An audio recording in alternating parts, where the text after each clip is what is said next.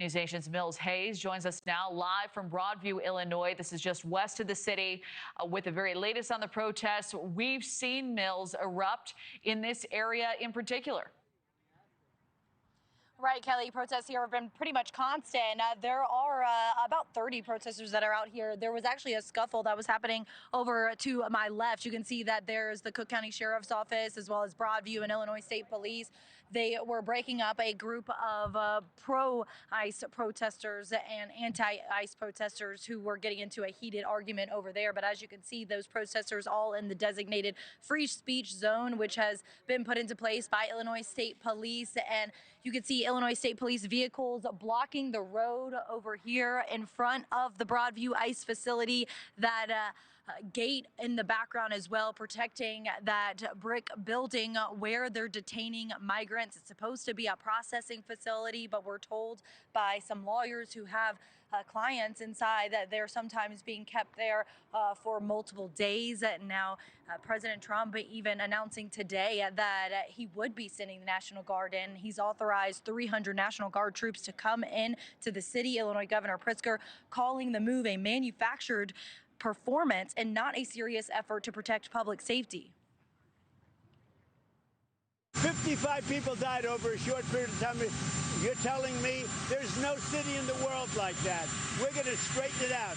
And I think that Pritzker, he's not a stupid person. I think that Pritzker's afraid for his life.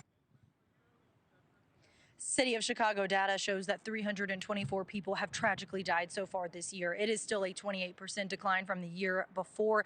It's unclear when and where the troops would be coming. A White House spokesperson confirming that the deployment cited, quote, ongoing violent riots and lawlessness that local leaders have not quelled. Illinois State Police have been protecting the Broadview ICE facility for the last few days, pushing protesters back with wooden batons and making arrests. Governor Pritzker speaking out today as well.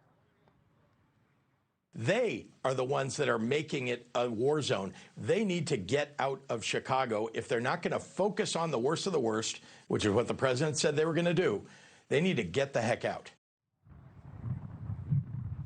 And we saw a tense standoff between Illinois State Police and protesters just last night, with those protesters calling the state police traitors for protecting this federal building here, Kelly.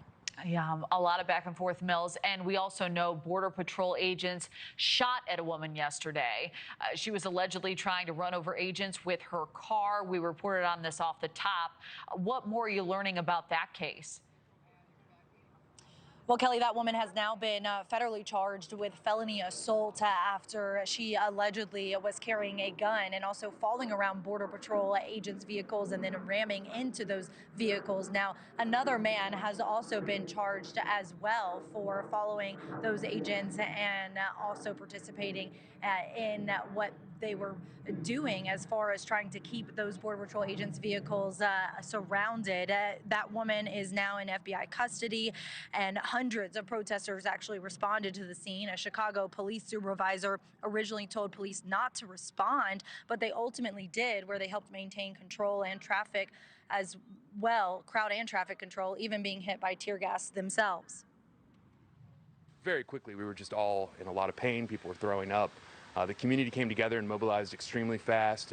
People were coming up with water, distilled vinegar, other agents to neutralize the attack. DHS Secretary Kristi Noem says they have intelligence that gangs, cartel members, and known terrorist organizations have bounties on the heads of specific immigration officers and agents, $2,000 to kidnap them, $10,000 to kill them.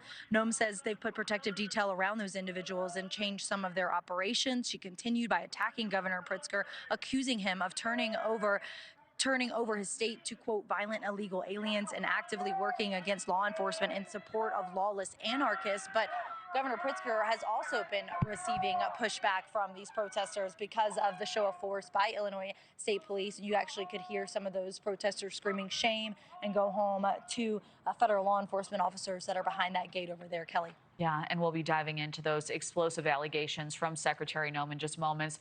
News Nation's Mills Hayes. Mills, thank you. Thank you for watching. Subscribe below and download our News Nation app right now on your phone, and you will get fact-based, unbiased news for all Americans.